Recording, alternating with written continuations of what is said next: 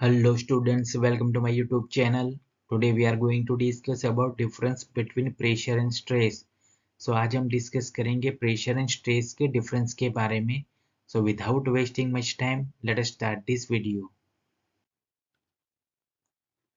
Pressure and stress. Pressure can be defined as the amount of force applied per unit area. So basically हम pressure यानी कि दबाव किससे बोलेंगे कि वो क्या है, फोर्स अप्लाइड पर यूनिट एरिया, यानी कि पर्टिकुलर जो हमारा एरिया होगा उस पर हम फोर्स अप्लाई करेंगे जिसको हम प्रेशर बोलेंगे. सो हम उसको ऐसा बोल सकते हैं कि pressure is equal to force upon area. Stress can be defined as the internal resistive force to the deformation per unit area. यानी कि स्ट्रेस जो है वो क्या है, one type of internal resistive force, जिसे हम बोलेंगे आंतरिक प्रतिरोधक बल, right, to the deformation per unit area. So यहाँ पे भी पर यूनिट एरिया था, यहाँ पे भी पर यूनिट एरिया है, लेकिन यहाँ पे है अमाउंट ऑफ फोर्स और यहाँ पे किस तरह का फोर्स है, इंटरनल रेजिस्टिव फोर्स, यानी कि आंतरिक प्रतिरोधक बल, यानी कि इंटरनली जो फोर्स लगता है जिसको हम स्ट्रेस बोलेंगे.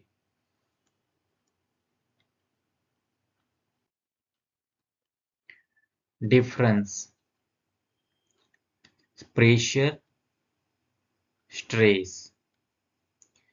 Due to pressure, stress will be developed. यानी कि प्रेशर यानी कि दबाव की वजह से स्ट्रेस जो है जिसको हम बोलेंगे तनाव, वो क्या होगा, डेवलप होगा, यानी कि विकसित होगा, राइट. प्रेशर की वजह से स्ट्रेस डेवलप होगा यानी कि विकसित होगा. Due to stress the pressure will not be develop, यानी कि स्ट्रेस की वजह से प्रेशर डेवलप यानी कि विकसित नहीं होगा. The pressure is always a positive force.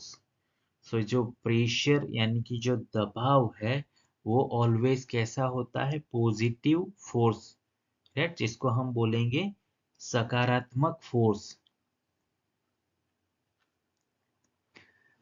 Stress can be either a positive और अ नेगेटिव फोर्स, यानी कि स्ट्रेस यानी कि हम उसे बोलेंगे तनाव, जो सकारात्मक भी हो सकता है एंड नेगेटिव यानी कि नकारात्मक फोर्स भी हो सकता है.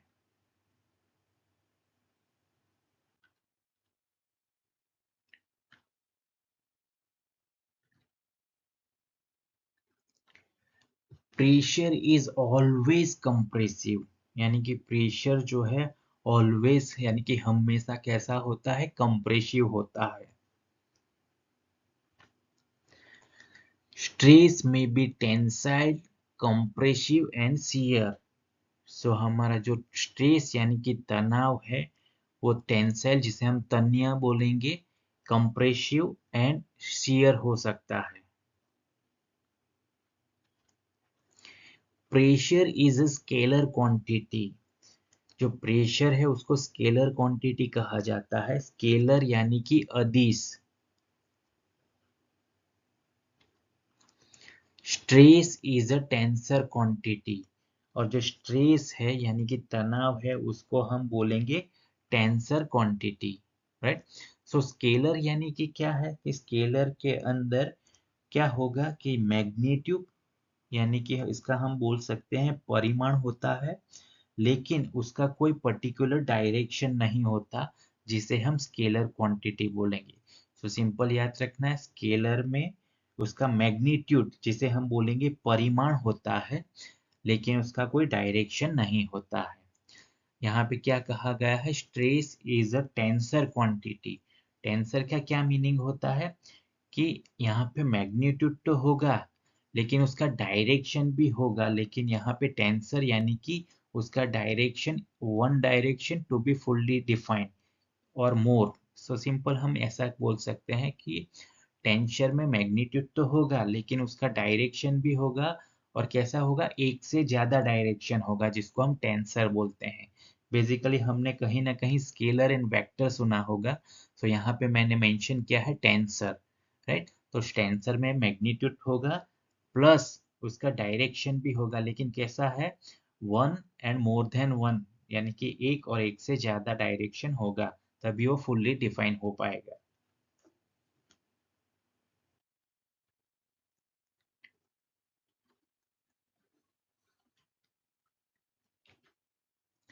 सो यहाँ पे इस मैंने एक एग्जांपल के तौर पे इंसर्ट किया है प्रेशर में। तो यहाँ पे क्या है, बलून है, तो बलून के अंदर अगर हम फोर्स अप्लाई करेंगे, यानी कि हम एयर फिलअप करेंगे, तो एयर क्या है, यहाँ पे परपेंडिकुलर यानी कि डायरेक्टली इसको फोर्स अप्लाई होगा, जिसकी वजह से उसका जो आकार है यानी कि शेप है वो बड़ा होता है, राइट। सो यहाँ पे हम कह सकते हैं कि फोर्स अपॉन एरिया, यानी कि ये पर्टिकुलर एरिया के ऊपर हम फोर्स अप्लाई कर रहे हैं। स्ट्रेस, स्ट्रेस हमने बोला कि वो क्या है, internal resistive force. Oppose suppose यहाँ पे एग्जांपल के तौर पे मैंने ये रबर बैंड लिए हैं। सो ये रबर बैंड को अगर हम खींचते हैं तो उसके इनसाइड ये स्ट्रेस डेवलप होगा, राइट। स्ट्रेस यानी कि इंटरनल रेजिस्टिव फोर्स। जब हम इसी रबर बैंड को दोनों साइड से खींचेंगे तो उसके अंदर की साइड जो डेवलप होगा उसको हम स्ट्रेस बोलेंगे।